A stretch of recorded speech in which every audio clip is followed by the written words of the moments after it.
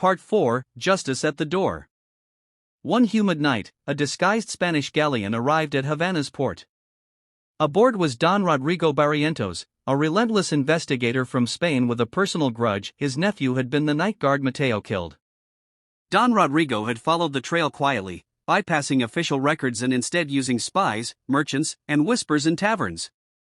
He traced the emeralds to a jeweler in Havana who remembered a sharp-eyed foreigner paying with gems unlike any seen before. It wasn't long before the Spanish soldiers, led by Rodrigo himself, stormed Mateo's home. Esteban fought fiercely, wounding 2 soldiers. Mateo tried to escape through the tunnels but found the entrance collapsed, sabotaged days earlier by one of their own bribe guards who had turned for a higher price. They were dragged into the street at dawn, bound and beaten. Part 5, The Weight of Chains. Mateo and Esteban were imprisoned in the Castillo de la Real Fuerza, a grim fortress with damp stone walls and little light.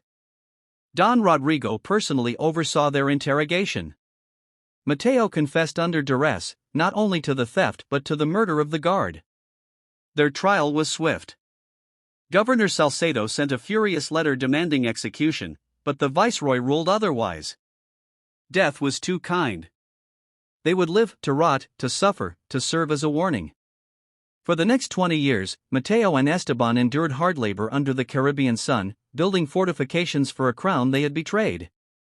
They were nameless now, stripped of dignity, and their legend faded into cautionary tales told by merchants and soldiers alike. Mateo Vargas, who once touched gold and dreamed of power, died in his cell at age 61. His bones rested beneath the stones of Havana, unmarked, but his story lived on in whispers of greed, betrayal, and the inevitable hand of justice.